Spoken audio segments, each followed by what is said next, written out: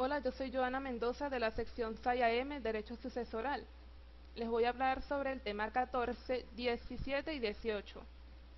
La institución de la legítima. Esta comprende dos institutos, la parte o cuota disponible en la que el testador puede ordenar, previo cumplimiento de estrictos requisitos de forma y de fondo, las disposiciones que crea convenientes, o sea que puede resolver a su libre arbitrio el destino que tendrá su patrimonio después de su muerte. Y la parte o cuota legítima, también denominada parte indisponible o reserva legal, sobre la que el testador no puede decidir absolutamente nada, o sea que no la puede someter a ninguna carga o condición. La legítima se encuentra definida en nuestro Código Civil como una cuota de la herencia que se debe en plena propiedad a los descendientes, ascendientes o al cónyuge sobreviviente que no esté separado legalmente de bienes, con arreglo a los artículos siguientes. Fundamento de la legítima. Este se encuentra basado en razones de orden moral para con la familia, espíritu de solidaridad con los descendientes, ascendientes y el cónyuge sobreviviente, con el interés de proporcionarle estabilidad económica. Caracteres jurídicos de la legítima. Tenemos dos categorías. La primera es respecto a los derechos. El legitimado está facultado legalmente para solicitar la reducción de las disposiciones testamentarias y donaciones que le son lesivas, es decir, que afecten o menoscaben esa cuota, ejercer la acción de petición de herencia, ejercer la acción de colocación y la de partición o división de bienes comunes, ejercer la propiedad y la posesión de los bienes que conforman la herencia, sin ninguna formalidad ni toma de posesión material, entre otras cosas. La segunda categoría corresponde a los deberes. Estos deben aportar los gastos necesarios que se causen en la comunidad hereditaria para la conservación de la cosa común, contribuir a prorrata al pago de las deudas y cargas de la herencia, dejando a salvo lo establecido en disposiciones testamentarias, responder por el daño moral derivado de un hecho ilícito de su causante, pero solo en proporción a sus cuotas hereditarias. Otros caracteres de la legítima está: para reclamar dicha cuota se exige ser heredero legitimario, es decir, los descendientes, ascendientes o cónyuges sobrevivientes, ya que solo son ellos los que tienen plena propiedad. Es de orden estricto público, ya que no puede ser relajada por pactos de ninguna clase, ni en vida de su deudor ni después de abierta la sucesión. Le viene dada por la ley al heredero, por lo cual está fuera de su voluntad, y se difiere según el orden de suceder. El porcentaje de la legítima se establece que la legítima de cada descendiente, ascendiente o al cónyuge será la mitad de sus respectivos derechos en la sucesión intestada, es decir, a los herederos legitimados les corresponde el 50% de los derechos existentes en la sucesión intestada. Para determinar la legítima es necesario, primero, sumar el valor de los bienes pertenecientes al testador en el momento de la muerte, luego, deducir o rebajar las deudas, posteriormente, agregar ficticiamente el valor de los bienes que el testador haya dispuesto a título de donación durante los últimos 10 años de su vida, hechas en beneficio de herederos legitimarios o a favor de terceros. La comunidad hereditaria. Esta se produce cuando la titularidad de un derecho pertenece pro indiviso a varias personas. Para que exista comunidad hereditaria se requiere, primero, un objeto o varios, en general un patrimonio hereditario. Necesariamente varios sujetos, mínimo dos, ya sean herederos, legatarios o causavientes. Relación jurídica o de derecho que vincula al objeto con los sujetos.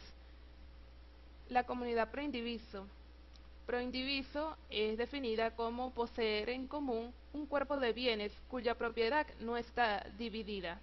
La comunidad hereditaria, al quedar constituida, es proindivisa, ya que los herederos reciben el patrimonio en forma íntegra sin que ninguno de ellos pueda invocar propiedad o posesión de un bien en particular, sino que todos son propietarios y poseedores del universo hereditario. Clases de comunidad. La comunidad hereditaria es derivativa, ya que tiene su origen en un acto mortis causa. Es ordinaria, ya que sus copartícipes pueden siempre demandar la partición, y es incidental, porque se constituye por causas ajenas a la voluntad de los herederos. Formas de extinción. Primero, por consolidación, cuando se reúnen todas las cuotas partes en un solo comunero, por perecimiento de la cosa en común y por partición. La institución del albacea. El albacea es la persona nombrada por el testador que, una vez aceptado el cargo, tiene la obligación de cumplir y hacer incumplir, incluso coactivamente, todas las estipulaciones plasmadas en el testamento, a fin de asegurar efectivamente que las mismas sean ejecutadas tal y como fueron dispuestas. Fundamento. Tiene su fundamento en la incertidumbre o inseguridad del testador, en el sentido de que sus disposiciones no sean ejecutadas tal y como se plasmaron en el testamento. Es por esto que la ley autoriza el nombramiento de uno o más albaceas o personas de confianza del testador para que se encargase de hacer cumplir fielmente las disposiciones testamentarias. Caracteres de la institución del albacea. Posee singularidad o pluralidad, ya que puede nombrarse uno o varios albaceas. Es temporal, ya que el albacea debe cumplir su cargo en el término señalado por el testador. Si no se señala, se tendrá como duración de un año. Es gratuita, a menos que el testador disponga lo contrario.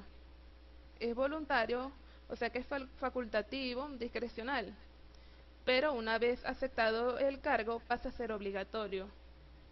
Es testamentario, ya que solo existe en la sucesión testada.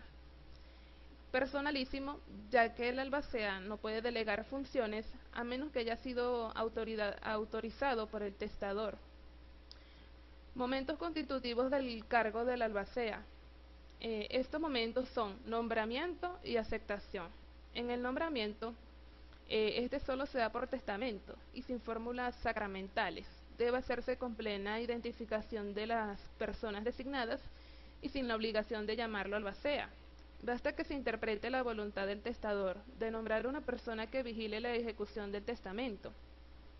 Personas capaces e incapaces para ser albaceas. Como ya sabemos, la incapacidad es la excepción y la capacidad es la regla. ¿Quiénes no pueden ser albacea? Primero, quien no pueda obligarse, tutor respectivo al pupilo, el entredicho por defecto intelectual, el débil de entendimiento, y el menor que aún con la autorización del padre o del tutor se les está prohibido ser albacea. La aceptación. La aceptación del testamento es voluntaria, es decir, no tiene la obligación de responder afirmativamente, pero en caso de aprobación tiene el deber legal de ejercer las funciones inherentes a su cargo. Esta aceptación puede ser expresa o tácita. Cuando es expresa, el albacea manifiesta su voluntad en cualquier acto jurídico ante un juez o notario, suscribiendo dicha aprobación. En el caso de que sea tácita, el designado efectúa actos relacionados a su investidura, tomando o invocando la cualidad de albacea, ya sea ejerciendo las funciones que el testador estipuló o la ley le haya conferido. La extinción del cargo de la albacea. El primer caso sería por incapacidad sobrevenida, en cumplimiento de las funciones en el plazo que se le fue estipulado, la muerte, remoción o por la expiración del acto señalado por el testador o por la ley, nulidad del testamento, extinción de los bienes de la herencia y renuncia originada por la declaratoria con lugar de la excusa admisible. Es importante señalar que el albacea debe rendir cuentas sobre su gestión en el tiempo que duró esta institución ante los herederos. Esa es toda mi exposición. Muchas gracias.